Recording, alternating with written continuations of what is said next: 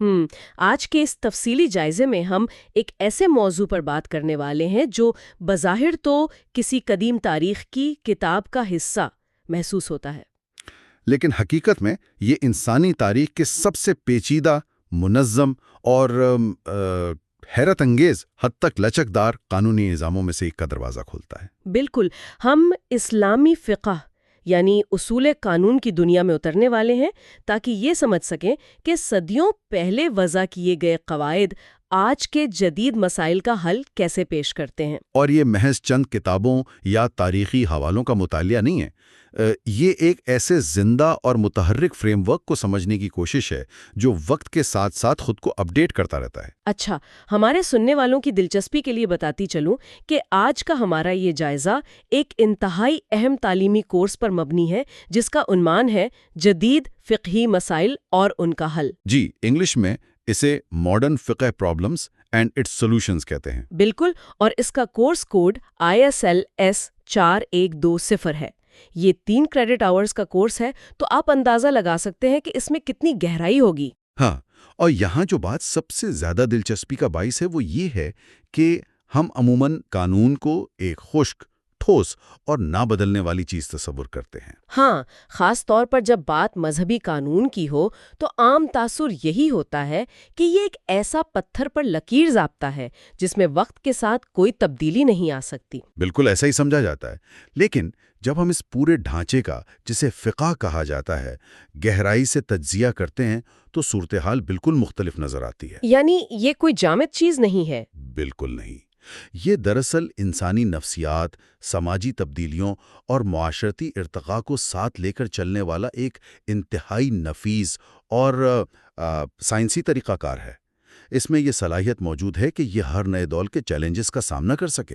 چلیں اس ساری بات کی تہوں کو کھولتے ہیں، اور اس جائزے میں ہمارا طریقہ کار یہ ہوگا کہ ہم آسان سے مشکل کی جانب سفر کریں گے۔ یہ ایک بہترین اپروچ ہے، بالکل بنیادی اصولوں سے شروع کر کے رفتہ رفتہ پیچیدہ فقہی قواعد تک جائیں گے۔ تو اگر ہم بالکل بنیادی سطح سے بات شروع کریں تو سب سے پہلے تو یہ سمجھنا ضروری ہے کہ اس پورے قانونی نظام یعنی فقہ کی بنیاد کھڑی کس چیز پر ہے؟ دیکھیں، فقہ دراصل بنیادی نصوص سے عملی زندگی کے قوانین اخذ کرنے کا نام ہے۔ یہاں نصوص سے مراد وہ بنیادی اور حتمی عبارات ہیں جو قرآن یا احادیث میں بیان ہوئی ہیں؟ جی بالکل، اور استنباط وہ عمل ہے جس کے ذریعے ایک ماہر قانون ان عبارات میں سے روزمرہ کے مسائل کا حل نکالتا ہے۔ اچھا، ہم اکثر مختلف فقہی مکاتب فکر کے بارے میں سنتے ہیں جنہیں انگریزی میں اسکولز آف تھاٹ کہا جاتا ہے۔ عام فہم میں بعض اوقات انہیں مختلف فرقوں کے طور پر بھی الجھا دیا جاتا ہے، تو یہ دراصل کیا ہے؟ یہی وہ بنیادی غلط فہمی ہے جسے دور کرنا ضروری ہے۔ جب ہم مختلف مکاتب فکر کی بات کرتے ہیں تو ہم دراصل قانون کو سمجھنے اور لاگو کرنے کے مختلف مناہج یعنی طریقہ ہائے کار کی بات کر رہے ہوتے ہیں۔ مطلب یہ کوئی مذہبی فرقے نہیں ہے؟ بالکل نہیں، یہ تشریح اور استدلال کے مختلف سکولز ہیں۔ تاریخ میں مختلف عظیم قانون دان گزرے ہیں جنہوں نے اپنے اپنے علاقے کی ثقافت، معاشی حالات اور فہم کے مطابق قانون کے استنباط کا ایک باقاعدہ نظام وضع کیا۔ اوکے، لیٹس انپیک دس۔ اس کا مطلب یہ ہوا کہ اگر 2 مختلف مکاتب فکر کے ماہرین قانون کے سامنے ایک ہی مسئلہ رکھا جائے تو وہ اپنے اپنے استنباط کے اصولوں کے تحت مختلف نتائج تک پہنچ سکتے ہیں۔ 100% ایسا ہی ہے، اور یہی اس نظام کی خوبصورتی ہے۔ لیکن یہاں ایک سوال پیدا ہوتا ہے جو اکثر الجھن کا باعث بنتا ہے۔ اگر قانون کا بنیادی ماخذ ایک ہی ہے تو پھر ان ماہرین کے درمیان اختلاف کیوں پیدا ہوتا ہے؟ کیا یہ اختلاف اس بات کی نشاندہی نہیں کرتا کہ کہیں کوئی خامی موجود ہے؟ یہ ایک انتہائی اہم سوال ہے، اور اکثر اسی مقام پر لوگ غلط فہمی کا شکار ہوتے ہیں۔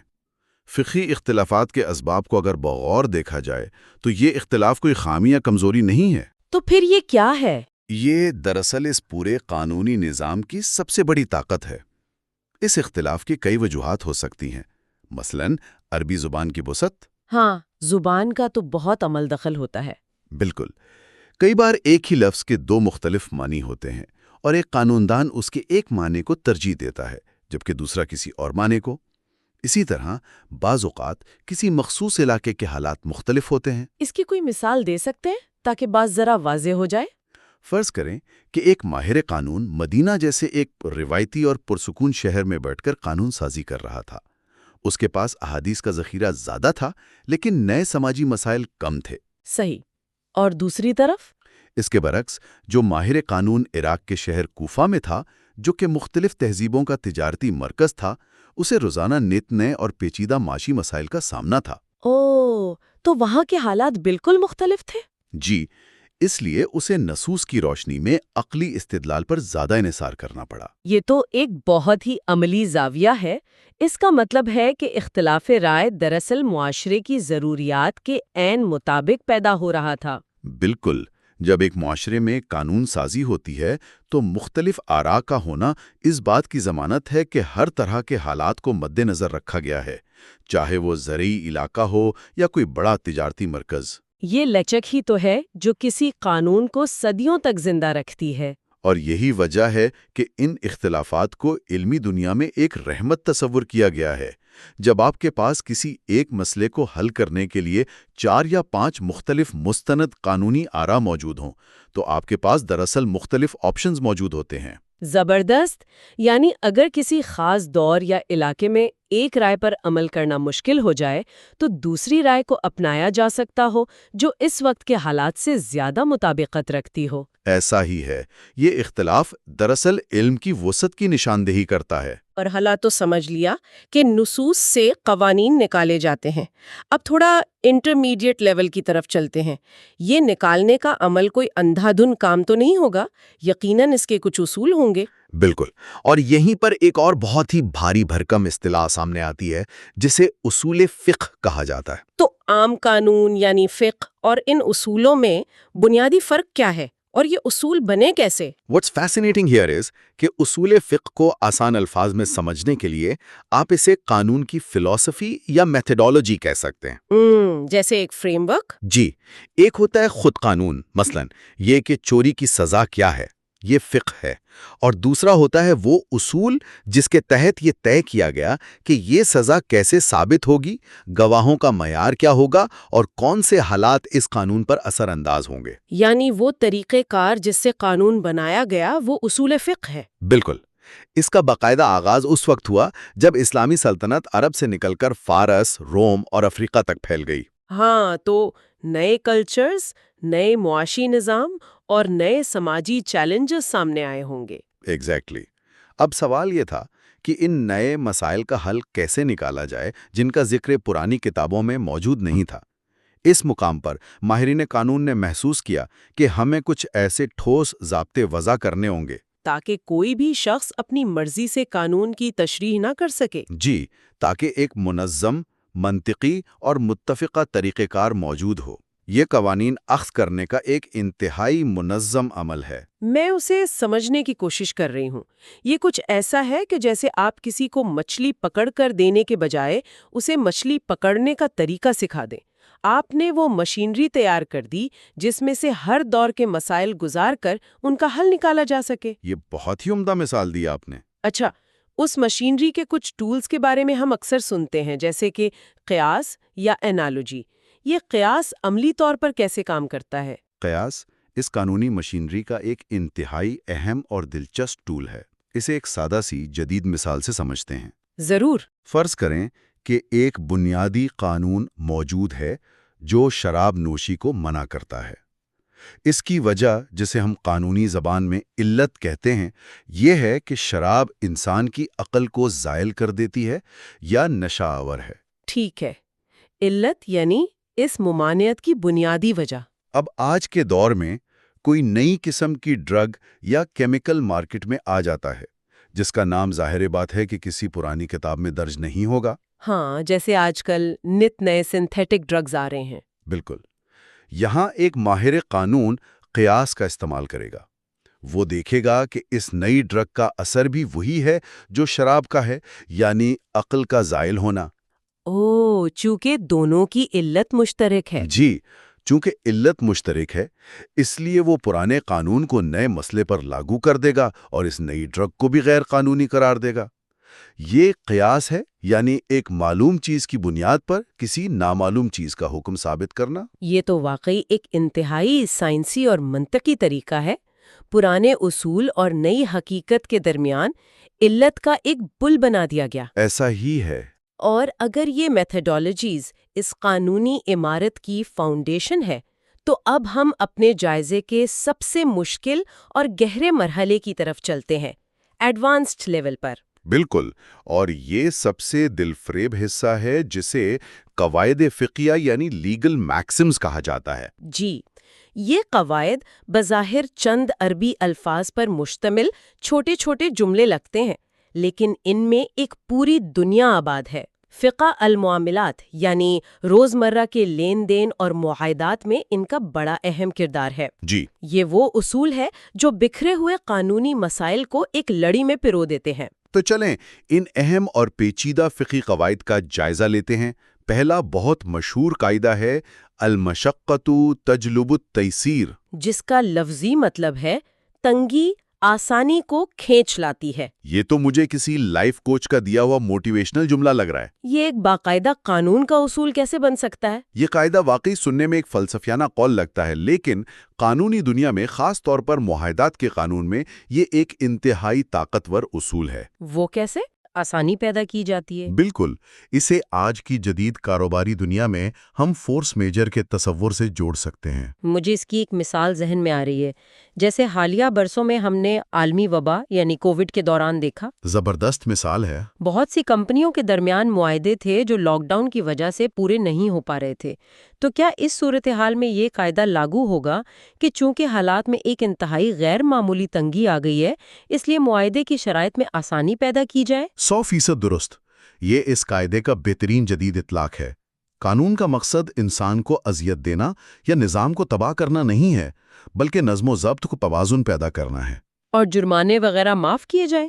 جی، جب حالات انسانی برداشت یا کنٹرول سے باہر ہونے لگے تو یہ قاعدہ آگے آ کر قانون میں لچک لے آتا ہے تاکہ کوئی فریق بلا وجہ تباہی کا شکار نہ ہو۔ یہ بہت زبردست نقطہ ہے۔ اس سے یہ تاثر زائل ہوتا ہے کہ قانون صرف ڈنڈے کے زور پر چلتا ہے، اس میں انسانی ہمدردی کا عنصر موجود ہے۔ بالکل۔ چلیں اگلی اہم قاعدے کی طرف بڑھتے ہیں، لا ضرر ولا ضرار، یعنی نہ نقصان اٹھانا ہے اور نہ کسی کو نقصان پہنچانا ہے۔ اسے پڑھ کر فوراً ذہن میں آتا ہے کہ یہ اصول تو آج کے دور کے جدید ترین مسائل پر بھی فٹ بیٹھتا ہے۔ کیا یہ کنزیومر پروٹیکشن اور ماحولیاتی قوانین کی ایک بہترین بنیاد نہیں ہے؟ یقیناً ہے۔ یہاں ایک اور دلچسپ پہلو یہ ہے کہ 1400 سال پرانا یہ مختصر سا اصول کتنی خوبصورتی سے آج کے کارپوریٹ اور انڈسٹریل مسائل کا احاطہ کرتا ہے۔ کیسے؟ دیکھیں، لا ضرر ولا ضرار صرف یہ نہیں کہتا کہ آپ کسی کو براہ راست نقصان نہیں پہنچا سکتے، بلکہ یہ ہر اس کام سے روکتا ہے جس کا حتمی نتیجہ معاشرے کے لیے نقصان دہ ہو۔ ایک مثال کے ذریعے سمجھائیں۔ فرض کریں آپ کی اپنی ملکیتی زمین پر ایک فیکٹری ہے، لیکن اس کا دھواں اور کیمیکلز پڑوس کی آبادی یا قریبی ندی کو آلودہ کر رہے ہیں۔ اب کوئی یہ دعویٰ نہیں کر سکتا کہ یہ تو میری اپنی زمین ہے، میں جو چاہوں کروں۔ ہاں، کیونکہ وہ دوسروں کو نقصان دے رہا ہے۔ بالکل، یہ قاعدہ فوراً حرکت میں آئے گا اور آپ کو وہ کام کرنے سے روکے گا، کیونکہ آپ کا ذاتی فائدہ دوسروں کے لیے سراسر نقصان کا باعث بن رہا ہے۔ آج دنیا بھر میں انوائرمنٹل لا اور پبلک ہیلتھ کے قانون اسی ایک بنیادی نظریے کے گرد گھومتے ہیں۔ ایسا ہی ہے، ذاتی آزادی وہیں ختم ہو جاتی ہے جہاں سے دوسروں کا نقصان شروع ہوتا ہے۔ یہ اصول معاشرے میں ایک بہترین توازن قائم کرتا ہے۔ زبردست۔ اب تیسرا اصول جس پر بات کرنا بہت ضروری ہے وہ ہے العادت و محکمت۔ اس کا مطلب ہے کہ عادت یا مقامی رواج کو قانون یا فیصلے کا درجہ حاصل ہے۔ یہ بات تھوڑی حیران کن لگتی ہے۔ کیا واقعی کسی مقامی علاقے کا کلچر یا رواج اتنا طاقتور ہو سکتا ہے کہ عدالت اس کی بنیاد پر فیصلہ کر دے؟ یہ اصول دراصل قانون کی عملیت یعنی پریکٹیکل اپروچ کو ظاہر کرتا ہے۔ قانون ہوا میں معلق ہو کر کام نہیں کر سکتا، اسے لوگوں کے درمیان رہ کر کام کرنا ہوتا ہے۔ تو اس کا عملی اطلاق کیسے ہوتا ہے؟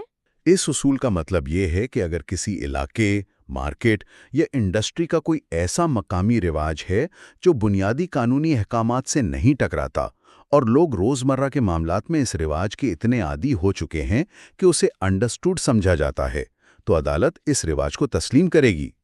اس سے ذرا کسی روزمرہ کی مثال سے واضح کریں۔ آج کل ہم ای کامرس یا آن لائن شاپنگ بہت کرتے ہیں۔ اگر میں نے کوئی چیز خریدی اور اس ویب سائٹ کی کوئی تحریری ریٹرن پالیسی موجود نہیں ہے، صحیح۔ لیکن اس پورے مارکیٹ کا یہ رواج ہے کہ خراب چیز 7 دن کے اندر واپس ہو جاتی ہے، تو کیا تنازع ہونے پر اسی مقامی رواج کو قانون سمجھا جائے گا؟ آپ نے بالکل درست سمت میں سوچا۔ چونکہ تحریری معاہدہ خاموش ہے تو عدالت یہ دیکھے گی کہ اس مخصوص مارکیٹ کی عادت یا رواج کیا ہے۔ اور اگر مارکیٹ کا رواج ریٹرن کا ہے تو بیچنے والے کو وہ چیز واپس لینی پڑے گی، کیونکہ علادت و محکمتن کے تحت وہ رواج اب قانونی حیثیت اختیار کر چکا ہے۔ یہ تو کمال ہے کہ مقامی روایات کو بھی قانون سازی کے عمل میں اتنی عزت اور اہمیت دی گئی ہے۔ اس کے بغیر قانون بہت جلد متروک ہو جاتا۔ بالکل، یہ اصول قانون کو مقامی حالات، وقت اور بدلتے ہوئے تجارتی طریقوں کے ساتھ خود کو ڈھالنے میں بے پناہ مدد دیتا ہے۔ اب ہم چوتھے اور آخری اہم قاعدے کی طرف آتے ہیں، جو تھوڑا سا ٹیکنیکل معلوم ہوتا ہے، الخراج بالضمان۔ اس کا مفہوم کچھ یوں ہے کہ منافع اس کا ہے جس پر نقصان کی ذمہ داری ہے۔ آج کی اس سرمایہ دارانہ دنیا میں، جہاں ہر شخص رسک سے بچ کر صرف منافع کمانا چاہتا ہے، اس اصول کی کیا اہمیت ہے؟ آج کی معاشی اور تجارتی دنیا کے لیے یہ قاعدہ ایک ریڑھ کی ہڈی کی حیثیت رکھتا ہے۔ اس کی بنیاد خالصتاً معاشی انصاف پر ہے۔ وہ کیسے؟ اس قاعدے کا سیدھا سا مطلب یہ ہے کہ آپ ایسا نہیں کر سکتے کہ منافع تو سارا آپ کی جیب میں جائے، لیکن اگر نقصان ہو تو اس کا رسک یا خطرہ کسی اور پر ڈال دیا جائے۔ یعنی رسک اور ریوارڈ کا توازن ہونا چاہیے۔ ایگزیکٹلی۔ اگر آپ کسی انویسٹمنٹ سے یا کسی چیز سے فائدہ اٹھانے کے حقدار ہیں تو اس چیز کے خراب ہونے، ضائع ہونے یا کاروبار میں نقصان ہونے کی ذمہ داری آپ ہی کو اٹھانی پڑے گی۔ یعنی یہ اصول ان تمام استحصال پر مبنی کاروباری ماڈلز کو رد کرتا ہے، جہاں ایک فریق مکمل طور پر محفوظ رہ کر صرف منافع بٹورتا ہے اور غریب یا کمزور فریق سارا رسک اٹھاتا ہے۔ بالکل، اور یہی وجہ ہے کہ جدید اسلامک بینکنگ اور فائنانس میں شراکت داری کے جتنے بھی ماڈلز بنتے ہیں وہ اسی اصول کی روشنی میں بنتے ہیں، تاکہ معیشت میں دولت کا بہاؤ اور خطرات کی تقسیم منصفانہ رہے۔ کیا کمال کے اصول ہیں! واقعی۔ اگر یہ تمام اصول اور قواعد ایک شاندار قانونی مشینری ہیں تو یقیناً وہ لوگ جنہوں نے صدیوں کی محنت سے اس مشینری کو بنایا اور ان اصولوں کو کتابوں کی صورت میں مرتب کیا، وہ کمال کے انجینئرز ہوں گے۔ اس میں کوئی شک نہیں۔ اور یہ ہمارا اگلا اہم مرحلہ ہے، تجویز کردہ کتب کی اہمیت۔ ہاں، ہمارے ذرائع میں کچھ ایسی انتہائی اہم کتابوں کا ذکر ہے جو اس پورے علم اور علمی ورثے کی نمائندگی کرتی ہیں۔ جی، ان میں ابن الہام کی القواعد والفوائد الاصولیہ اور ابن رجب کی کتاب القواعد فی الفقہ الاسلامی شامل ہیں، اور امام قرافی کی الفروق اور امام سیوطی کی الاشباہ والنظائر بھی۔ یہ صرف کتابوں کے نام نہیں لگتے، بلکہ ایک بہت بڑے فکری ارتقاء کے سنگ میل محسوس ہوتے ہیں۔ یہ کتابیں واقعی انسانی دانش کے عظیم شاہکار ہیں۔ ان میں سے ہر ایک کتاب قانون کو پرکھنے کا ایک نیا زاویہ دیتی ہے۔ مثال کے طور پر الفروق کا انداز بالکل انوکھا ہے۔ اس میں کیا خاص بات ہے؟ امام قرافی ان قانونی مسائل کو چنتے ہیں جو ظاہری طور پر بالکل ایک جیسے لگتے ہیں، لیکن ان کا فیصلہ مختلف ہوتا ہے۔ وہ بڑی باریک بینی سے بتاتے ہیں کہ ان دو بظاہر یکساں کیسز کے درمیان وہ کون سا پوشیدہ اور باریک فرق ہے جس کی وجہ سے ان کا قانونی نتیجہ بدل گیا۔ یہ تو ایک جج کی سوچنے کی صلاحیت کو واقعی جلا بخشتی ہوگی۔ بالکل، لیکن ان سب میں سب سے زیادہ انقلابی کام عثمانی دور میں مرتب ہونے والا مجلہ تھا، جسے مجلۃ الاحکام العدلیہ کہا جاتا ہے۔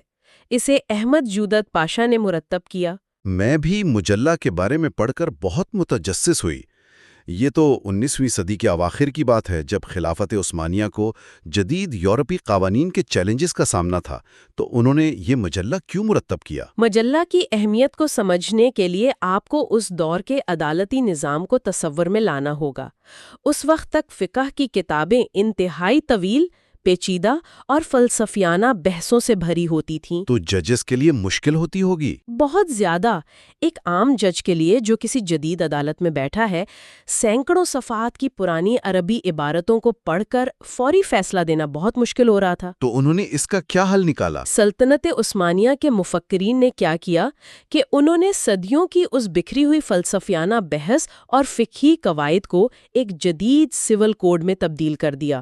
انہوں نے پہلی بار ان قواعد کو باقاعدہ شقوں یا آرٹیکلز کی صورت میں نمبر وار مرتب کیا، یعنی انہوں نے ایک ماڈرن لیگل ڈرافٹنگ کی، آرٹیکل 1، آرٹیکل 2 اور اس طرح آگے تک، تاکہ عدالتوں میں وکلا اور ججز کے لیے ان کا حوالہ دینا آسان ہو جائے۔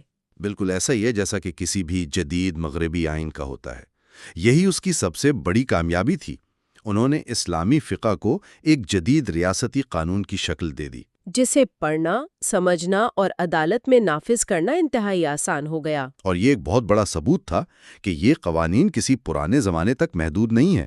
اگر ان کی شکل تھوڑی سی جدید کر دی جائے تو یہ آج کی عدالتوں کے لیے بھی اتنے ہی کارآمد ہیں جتنے صدیوں پہلے تھے۔ کیا شاندار اور حیران کن سفر رہا یہ۔ ہم نے آغاز بالکل بنیادی باتوں سے کیا تھا، جہاں یہ سمجھنے کی کوشش کی کہ مختلف فقہی مکاتب فکر کا آپس میں اختلاف کوئی خامی نہیں، بلکہ معاشرے کی ضروریات کو پورا کرنے کے لیے پیدا کی گئی ایک لچک ہے۔ جی، اور پھر ہم نے ان طریقوں اور میتھڈالوجیز پر بات کی جن کی مدد سے پرانے نصوص سے نئے مسائل کا حل نکالا جاتا ہے، جیسے کہ قیاس کا نظام، اور سب سے بڑھ کر وہ جامع قواعد جنہوں نے ہمارے سامنے یہ واضح کیا کہ قانون کا مقصد تنگی نہیں بلکہ آسانی پیدا کرنا ہے، معاشرے کو نقصان سے بچانا ہے، مقامی روایات کا احترام کرنا ہے اور لین دین میں منصفانہ توازن قائم رکھنا ہے۔ بالکل، یہ تمام چیزیں مل کر ثابت کرتی ہیں کہ قانون ایک اندھی لاٹھی نہیں بلکہ انسانی فلاح کا ایک باشعور نظام ہے۔ ان تمام باتوں کو سمیٹتے ہوئے ایک انتہائی اہم اور گہرا سوال ابھرتا ہے ہمارے سننے والوں کے لیے۔ وہ کیا؟ آج ہم جس ڈیجیٹل اور ٹیکنالوجی کے دور میں داخل ہو چکے ہیں، وہاں روزمرہ کی بنیاد پر ایسے پیچیدہ مسائل جنم لے رہے ہیں جن کا کبھی تصور بھی نہیں کیا گیا تھا، چاہے وہ کرپٹو کرنسی کا معاشی ماڈل ہو، آرٹیفیشل انٹیلیجنس کے ذریعے ہونے والے فیصلے ہوں، سائبر کرائمز ہوں یا سمارٹ کانٹریکٹس کی قانونی حیثیت ہو۔ یہ تو واقعی بالکل نئے اور انوکھے چیلنجز ہیں۔ ذرا تصور کریں کہ صدیوں پہلے بڑی ارکریزی سے مرتب کیے گئے یہ بنیادی فقہی قواعد جیسے عادت محکم ہے یا نقصان کی ممانعت ان جدید ترین مسائل کا حل نکالنے میں کس قدر حیرت انگیز کردار ادا کر سکتے ہیں۔ یہ تو سوچنے والی بات ہے۔ یہ ایک ایسا پہلو ہے جس پر مزید غور و فکر کرنے کی ضرورت ہے۔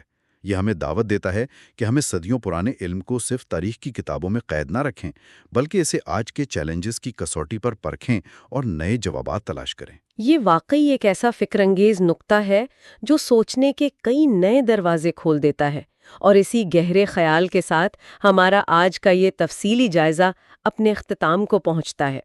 یہ دستاویز واقعی اپنے اندر ایک وسیع اور حیرت انگیز دنیا سمیٹے ہوئے ہے۔ پھر ملیں گے ایک نئے موضوع اور ایک نئے سفر کے ساتھ۔ اپنا خیال رکھیے گا۔